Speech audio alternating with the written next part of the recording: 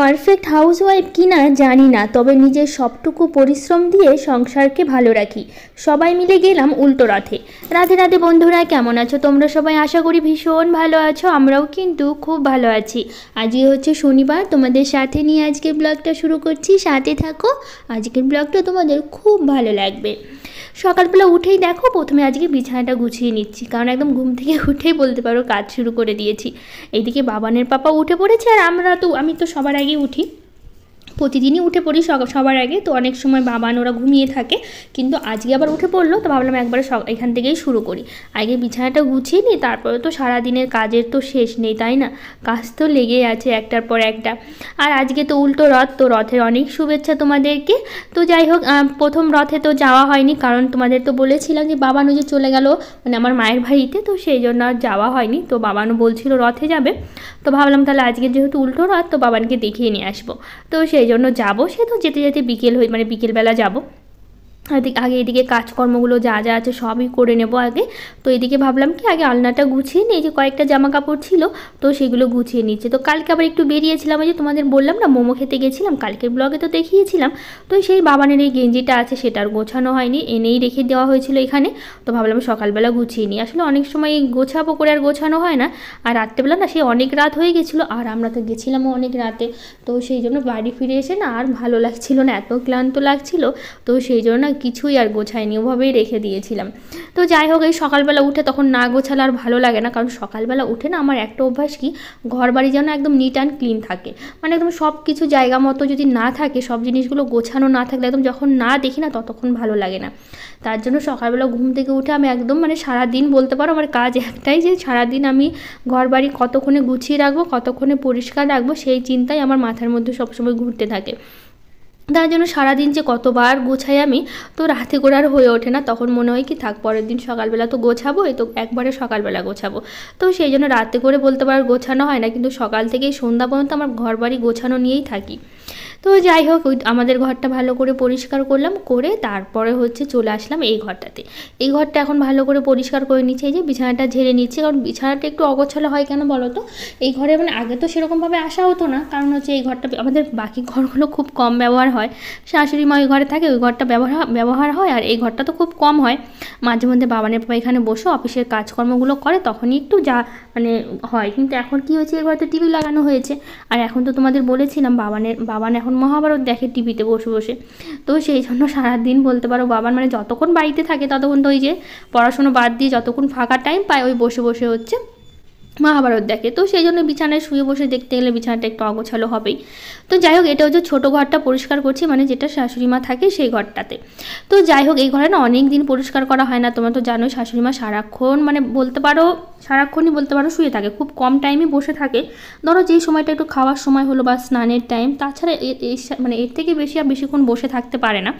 তো ওনার নাকি বেশি বসে থাকতে ভালো লাগে না বা অসুবিধা হয়, তো সেই জন্য না বেশিরভাগ সময়টা শুয়েই থাকে।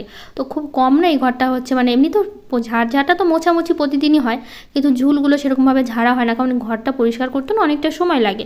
তো সেই জন্য আজকে বললাম মানে সকালবেলা দিয়ে মানে যেহেতু বাইরে বসে আছে, তো আমি বললাম তাহলে আমি ঘরটা পরিষ্কার করে দিই। তো সেই জন্য যেখানে যেখানে ঝুল ছিল ভাবলাম সেখানে সেখানে পরিষ্কার করবো, আর বেড কভারটাও পাল্টাবো। তো সেই জন্য ভালো করে ঘরটা ঝাড়ছে। এই ঘরটা খুব কমই মানে পরিষ্কার হয়, শুধুমাত্র ওই শাশুড়ি মা মানে বললামই তোমাদের সারাক্ষণই শুয়ে থাকে ঘর বিছানার মধ্যে। তো সেই কারণে হাঁটাচলা তো করতে পারে না, নয় মানে বাইরে বসে থাকে, নয় হচ্ছে শুয়ে থাকে। তো বাইরে খুব কম বসে থাকে, আর তার মধ্যে ওই বিকেলবেলা বা দুপুরবেলা বসে থাকলে ওই টাইমে তো আর ঘর বাড়ি মানে ঝাড়া যায় না। এই সকাল টাইমটা যেহেতু ঝাড়ি, তো সকাল টাইমটা খুব একটা বসে থাকে না, যেহেতু শুয়েই থাকে বেশিরভাগ টাইম। এদিকে আমার স্নান টান হয়ে যায়, সেই টাইমে কোনো দিন ঘুম থেকে ওঠে, আমার কোনো দিন তারও আগে উঠে ধরো হাত মুখ ধুয়ে আবার বিছানায় গিয়ে শুয়ে পড়লো। তো সেই কারণে না ওই ঝাড় দেওয়া হয়, ঘর মোছা হয়, কিন্তু ঝুলগুলো খুব কমই ঝাড়া হয়। তো আজকে না খুব ভালো করে একদম ঘরটা পরিষ্কার করলাম। তো সেই জন্য না বিছানাটায় যে চাদরটা তুলে তারপরে হচ্ছে এই দিকে হচ্ছে যে বেড কভারটা পেতে দিচ্ছি। আর এই যে সামনের দিকে না এখানে কিন্তু বালতি রাখা থাকে আমার শাশুড়ি মায়ের জন্য। আসলে রাত্রেবেলা করে না বাথরুম মানে ঘরের মধ্যেই করে আর কি, তো রাত্রেবেলা করে আর বাথরুমে যেতে পারে না।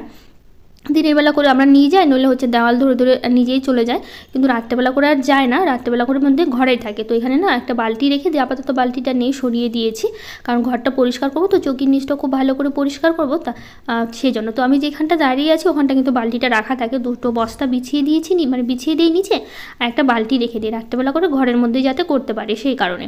তো দিনের বেলা করে বাথরুমে যায়, দিনের বেলা করে ঘরে করে না, মানে যখন খুব অসুস্থ থাকে, ধরো বেশি একদমই চলতে ফিরতে পারছে না, তখন দিনের বেলা করে ঘরে করে। তাছাড়া একটু তো হাঁটাচলা করে, মানে দেওয়াল ধরে ধরে যেতে পারে, তো সেই কারণে দিনের বেলা করে বাথরুমেই যায়। তো যাই হোক, এদিকটা খুব ভালো করে ঝাড় দিচ্ছি, আর না আমি চৌকির নিচটা কিন্তু খুব ভালো করে পরিষ্কার করেছি, কারণ চৌকির নিচটা খুব একটা পরিষ্কার করা হতো না, কারণ এখানে বালতি থাকতো, সেই কারণে না বালতিটা সবসময় সরানো হতো না, সেই কারণে তো বালতিটা আমি সরাইনি, বাবানের পাপাই সরিয়ে দিয়েছে। তো সেই জন্য বাবানের পাপা, আমি আর সরাইনি, যেহেতু ঘরের কাজকর্মগুলো করছি, তো সেই জন্য বাবানের পাপাকে বললাম যে তুমি বালতিটা সরিয়ে দাও, তারপরে এদিকে আমি পরিষ্কার করি, তারপরে তুমি বালতিটা রেখে দিও। তো ওই হচ্ছে বালতিটা হচ্ছে সরিয়ে দিয়েছে। তো যাই হোক, এদিকটা হচ্ছে আমি ঘর বাড়িগুলো খুব ভালো করে ঝাড় দিলাম, দিয়ে তারপরে হচ্ছে এদিকটা এখন ঝাড় দিচ্ছি। তো আজকে আর ঘর মুছবো না, শুধু হচ্ছে ঝাড় দিয়ে রেখে দেবো। তো যাই হোক, এদিকে হচ্ছে ভালো করে ঝাড় দিলাম এখন, তো বাকি ঘরগুলো তো পরিষ্কার হয়ে গেছে, এখন শুধু ডাইনিংটা বাকি আছে। তো ডাইনিংটা এখন ঝাড় দিয়ে দিচ্ছি, ডাইনিংটা ঝাড় দিয়ে তারপর বাকি সব কাজকর্মগুলো করব। তারপরে স্নান করে নেবো, স্নান করে পুজো আছে, পুজো করে তারপরে হচ্ছে রান্না বসাবো। তো যাই হোক, জ্যোৎস্না কারিগর দিদিভাই বলেছে বাবানের মাথায় সাদা মতো ওটা কি গো, আমাদের এখানে প্রচণ্ড বৃষ্টি হচ্ছে, শুয়ে শুয়ে তোমার ভিডিও দেখছি। তো আমাদের এখানে তো প্রতিদিন বৃষ্টি হচ্ছে, এমন একটা দিন নাই যে বৃষ্টি হচ্ছে না, কি বলবো, মানে বৃষ্টি ছাড়ছে না, পিছনই ছাড়ছে না, এরকম হয়ে গেছে প্রত্যেকটা দিন। আর যে পরিমাণে বৃষ্টি হতে আছে, মানে কম বেশি যাই হোক, কখনো ঝিরিঝিরি পড়ছে, কখনো জোরে জোরে হচ্ছে, কিন্তু বৃষ্টি হতেই আছে। আর বাবানের মাথায় যে দাগের কথা বললাম না, ওটা হচ্ছে বাবানের হচ্ছে জন্মদাগ, অনেকটাই বড়, মানে মাথায় একটা সাদা দাগের মতো আছে, ওখানে চুল হয় না। আসলে কি, বাবানের তো কদিন আগে নেড়ামাথা করা হলো, তো চুলটা হচ্ছে যেহেতু এখনও ছোট ছোট আছে, তাই দাগটা বোঝা যাচ্ছে। যখন চুলটা বড় হয়ে যায় না, তখন আর দাগটা বোঝা যায় না, যেহেতু চুলের নিচে মানে বোঝা যায় না তখন, কিন্তু এখন চুল ছোট, তাই দাগটা বোঝা যাচ্ছে। আসলে ওটা জন্ম থেকে অনেকেই ভাবে হয়তো ফোড়া হয়েছিল বা কেটে গেছে, কিন্তু না, আসলে ওটা জন্মেরই দাগ। আসলে যখন বাবান তো সিজারে হয়েছে, তো আমরাও প্রথমবার না এটাই ভেবেছিলাম যে হয়তো সিজার করার সময় হয়তো ওখানে কেটে গেছে, সবাই অনেকেই ভাবছিল যে সিজার করার সময় কেটে গেছে, কিন্তু সিজার করার সময় কাটলে তো ওখানে ঘা হতো বা রক্ত বেরোতো, পরে অবশ্য ঠিক হয়ে যেত, কিন্তু না ওরকম মানে একদম মানে জন্মে থেকেই ওরকমই প্লেন ছিল জায়গাটা আর কি, মানে চুল ওঠার কোনো মানে সম্ভাবনা নেই, আর চুলও হয়ও না, ওখানটা একদম প্লেন হয়ে থাকে সবসময়। তো যাই হোক, এদিকে যা যা কাজকর্ম ছিল সব করেছি, করে তারপর চলে আসি এই যে ভেন্ডি তুলতে। তো প্রতিদিন তো ভেন্ডি তুলি, আর গাছে তো প্রচুর ভেন্ডি হয়, তো আজকে খুব একটা হয়নি, যে কটা ছিল সে কটাই তুলেছি। আসলে প্রতিদিন না না তুললে না মনে হয় যে দুদিন পরে তুলি তাহলে অনেকগুলো ভেন্ডি পাওয়া যাবে, কিন্তু ওই যে তখনই না বড় মানে বুড়া হয়ে যায়, তখন আর খাওয়া যায় না, সেই কারণে এই কটাই ভেন্ডি পেলাম, তো প্রতিদিনই ভেন্ডি তুলতে হয়। তো যাই হোক, ভেন্ডি তুলে একবার স্নানে গিয়েছিলাম, কারণ ভেন্ডি তুলতে গেলে না তখন আর থাকা যায় না, এত হাত পাগুলো চুলকায়, কারণ পাতাগুলো খসখসে, তো সেই কারণে। তো সেই জন্য স্নানের একদম যখন স্নান করতে যাব তার আগে আগে ভেন্ডি তুলে চলে যায় সোজা স্নান করতে। তারপর দেখো, এই স্নান করে চলে এসে ফুল তুলতে, তো ঘরের যেহেতু পুজো দেবো, তো আজকে অনেক ফুল তুলবো। তো এই যে ঝুড়ির যে ফুলগুলো দেখছো না, এগুলো সব কিন্তু বাবানের পাপা তুলেছে। বাবানের বাবা প্রতিদিন ওই যে বলি তোমাদের, ঘরের পিছনে যে জবা গাছ, নীলকণ্ঠের গাছ আছে, ওখান থেকে বাবানের পাপাই তুলে নিয়ে আসে। আজকে আবার সাদা ফুলগুলোও তুলেছে। কবিতা দাস দিদিভাই বলেছে, হ্যাঁ অবশ্যই জানাবো কী কী লাগিয়েছি বাগানে। শাড়ি পরে পুজো না করলেও নাইটি পরে পুজো করলে, পুজো করার সময় একটা ওড়না দিও মাথায়। আর ভালো লাগলো ভিডিওটা, থ্যাংক ইউ দিদিভাই, অনেক ভালোবাসা, অবশ্যই কিন্তু জানিও।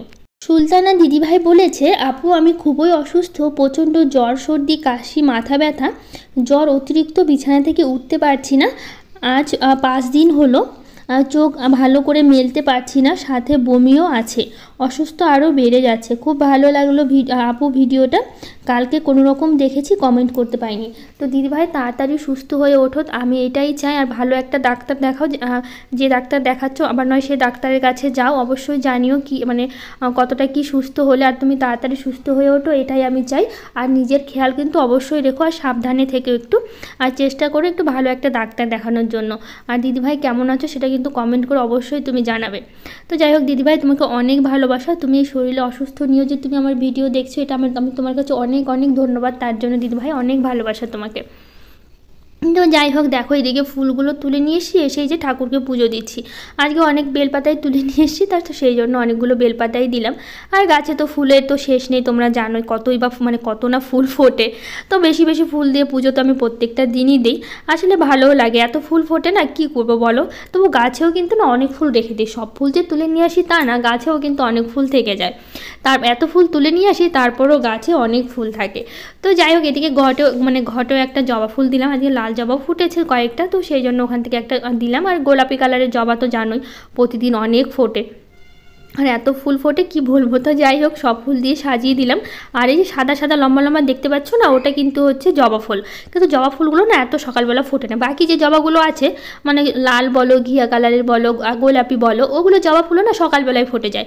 কিন্তু সাদা কালারের জবাটা 8টার পরে ফোটে, যেহেতু আমার 8টার আগেই পুজো হয়ে যায়। 8টা বাজলে তখন একটু একটু করে ফুটতে ফুটতে 8:30টার মধ্যে ফুটে যায়। তো যেহেতু আমার 7:30টার মধ্যে পুজো হয়ে যায়, তো সেই কারণে প্রত্যেক দিন ওই 20 মতনই তুলে নিয়ে আসতে হয়। কিন্তু এই যে ফুলটা দিলাম না ঠাকুরকে, তো আস্তে আস্তে না আস্তে আস্তে এখানে কিন্তু ঠাকুরের কাছে দিলাম, তখন আবার ফুটে যায়। হয়তো মানে একটু 1-2 ঘন্টা পরে দেখো, তখন দেখি কি একাই মানে ফুলটা ফুটে গেছে। তখন দেখতে ভালো লাগে। আসলে অনেকগুলো করে জবা ফুল ফোটে সাদা কালারেরও, কিন্তু ওটা যদি ফুটে থাকতো না তখন কিন্তু দেখতে কিন্তু আরও সুন্দর লাগতো। তো যাই হোক এদিকে দেখো পুজো শেষ করে চলে এসেছি ঘরে। আর অনেক বড় একটা আম ছিল, তো এটা হচ্ছে ফজলি আম ছিল। তো ভাবলাম কি আমগুলো কাটি সবাই মিলে বসে খাওয়া যাবে। তো আজকে বাবানের টিফিনেও না আম দিয়েছিলাম। তো যাই হোক অনেকটা বড় ছিল, তো সেই জন্য লম্বা লম্বা করে কাটলাম। আমি আর বাবানের বাবান আর 3জনে মিলে বসে আমটা খেয়ে নেব। তো সেই জন্য ভাবলাম কি একটা আমি কাটি। তো এখন তো আমের মানে মোটামুটি শেষের দিকে, তো আম যে মানে শেষের দিকে না, আম তো প্রচুর পাওয়া যাচ্ছে, মানে আমাদের বাড়িতে মোটামুটি শেষের দিকে, কারণ ফ্রিজে অনেক আম রাখা ছিল, খেতে খেতে এখন খুব একটা নেই। তো সেই জন্য না এই আমটাও অনেকটা বড় ছিল, তো ভাবলাম কি একটা আম কাটলেই হয়ে যাবে। দেখো কতটা বেরোলো, তো সেই জন্য একটা আমি কাটলাম, এর থেকে বেশি কাটিনি। তো যাই হোক 3জনে মিলে বসে না আম খাওয়া হলো। খাওয়ার পর তারপরে ওইদিকে রান্নাটা বসিয়ে দিলাম। আর আজকে তো শনিবার, তোমরা জানোই শনিবার মানেই হচ্ছে আমাদের নিরামিষ। তো সেই জন্য আজকে রান্না করব হচ্ছে নিরামিষ সব কিছু। তো এদিকে দেখো ঝিঙে পোস্ত করব, আর ডাল তো করবোই, আর করব হচ্ছে আলু পটল ভাজা করব, আর গন্ধ পাতার বড়া করব। তো এই যে ঝিঙে পোস্ত করব, তো তার জন্য ঝিঙেটা ছিলে নিচ্ছি, নিয়ে তারপর হচ্ছে ঝিঙেটা কেটে নেব, কেটে তারপরে হচ্ছে রান্না করব। আর ওইদিকে ভাতটা বসিয়ে দিলাম, আর মুগ ডালটা ভেজে বসিয়ে দিয়েছি, যাতে মুগ ডালটাও সেদ্ধ হয়, ভাতও হয়, আর এদিকে আমার হচ্ছে সবজি কাটাও হয়। আর এই যে দেখছো কুমড়ো শাকের যে ডাঁটাগুলো আছে না, এটা দিব হচ্ছে ডালে। ভীষণ ভালো লাগে ডালে না, আমার তো কুমড়ো শাক লাউ শাকের ডগাগুলো খেতে ভীষণ পছন্দ। তো সেই জন্য লম্বা লম্বা করে কেটে নিয়েছি, ওগুলো হচ্ছে সব ডালে দেবো সেই জন্য। আর এদিকে ঝিঙেটা কাটছি, ঝিঙে পোস্ত করব সেই জন্য। তৃষ্ণা ওয়াল থেকে দিদিভাই বলেছে, দিদিভাই তুমি তোমার ছেলেকে ছাতু কিভাবে দাও? ছাতু কিভাবে দেই বলতে কি বলো তো, সে মানে একটু মানে হালকা একটু লবণ দিই, আর ছাতু দিই, আর একটু হচ্ছে গুড় দিই। চিনি তো বেশি দিই না, কারণ চিনি খাওয়া একদমই ভালো না, তো সেই জন্য চিনি দেওয়া হয় না, গুড় দেওয়া হয়। তো যাই হোক এদিকে ঝিঙে পোস্ত করছি আমি, কালো জিরা শুকনো লঙ্কা ফোড়ন দিয়েছি, আর লবণ হলুদ দিয়ে এই যে ভালো করে ঢেকে দেবো, একটু নাড়াচাড়া করে, কারণ ঝিঙে থেকে তো প্রচুর জল বেরোয়, এর মধ্যে আর কোনো জল দিতে হবে না। এই মানে ঢেকে রেখে দিলেই অনেকটা জল বেরিয়ে যাবে। তো সেই জন্য হচ্ছে ঢেকে রেখে দিলাম, ওটা ঝিঙেটা সেদ্ধ হবে, আর সাথে জলটাও মানে অনেকটা সময় লাগবে শুকোতে।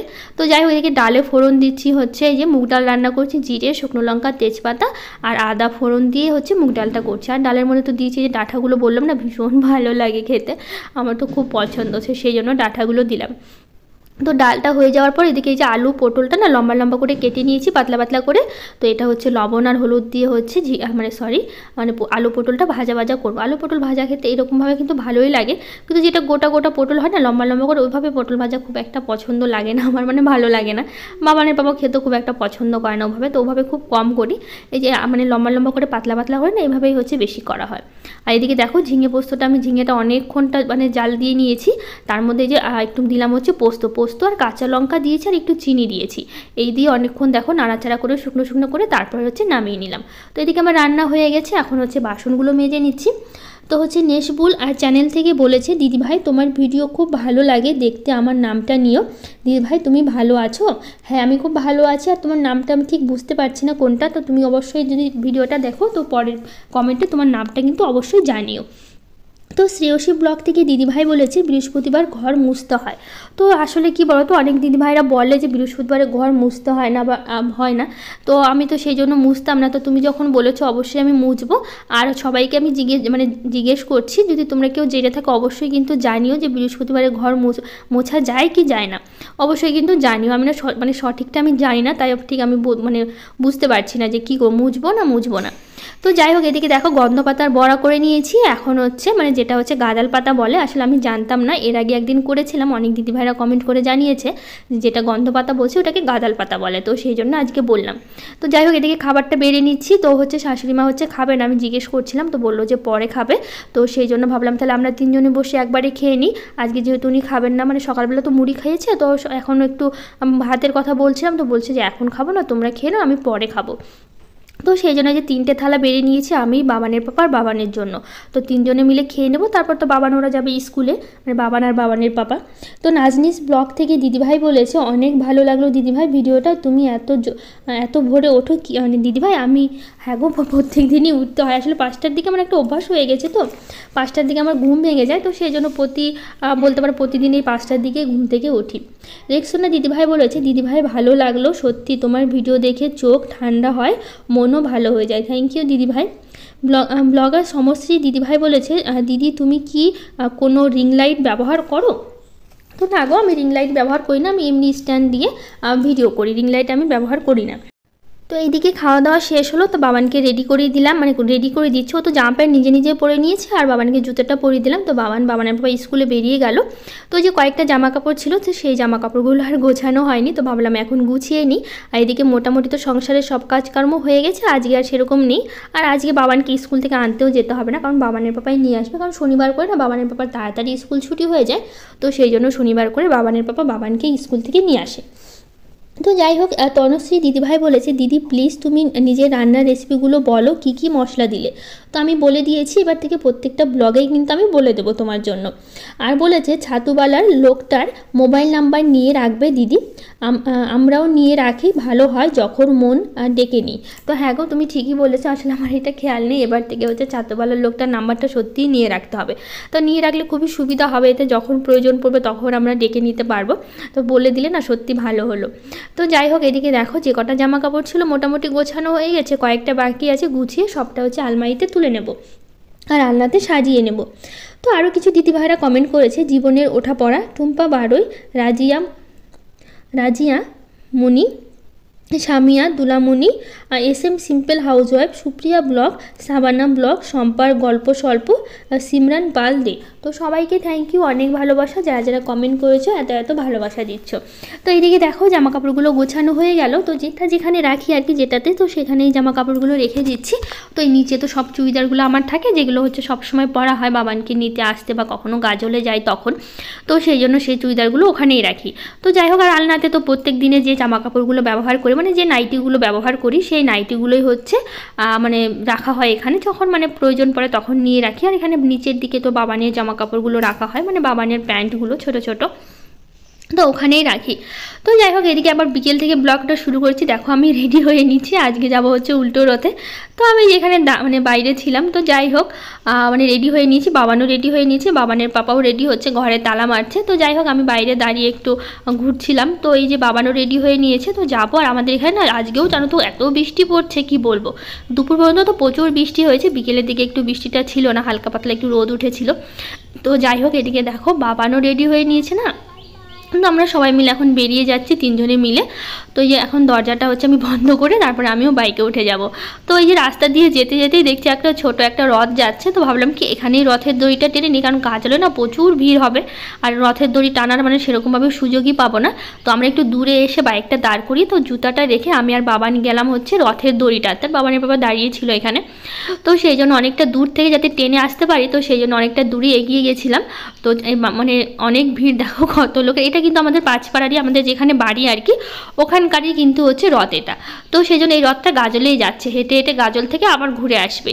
তো সেই জন্য গাজল থেকে ঘুরে আসবে দেখে তো ভাবলাম একটু হচ্ছে টানি, তারপরে হচ্ছে অনেক দূর থেকে টেনে টেনে এই যে দেখো আমি আর বাবান হচ্ছে রথের দড়ি ধরে টানছিলাম, কারণ রথের দড়ি ধরে তো টানতে হয়, আর রথের দড়ি ধরে টানা খুব ভালো। তো যাই হোক, এদিকে বাবানের পাপা এখানে এসেও কিছুটা দড়ি টানলো, তো টেনে। তো ভাবলাম তাহলে গাজলে যাই, গাজলে না প্রচুর রথ হয়। তো এবার না জানো তো কী হয়েছে, প্রতি বছর গাজলের রথে কী হয়, একসাথে সবগুলো রথ না পরপর যায়।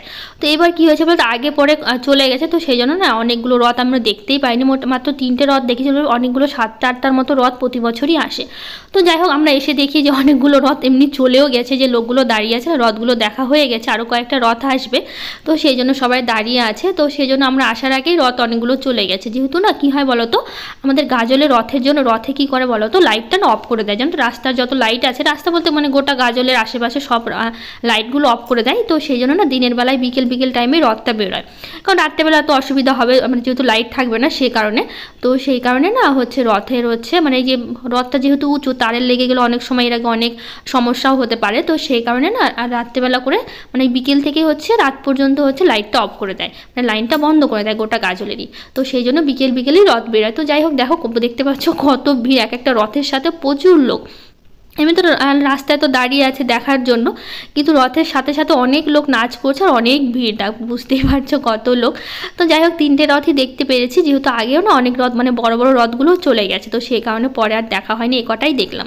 তো যাই হোক, আজকের মতো টাটা, দেখা হবে নতুন একটা ব্লগে, আসছি।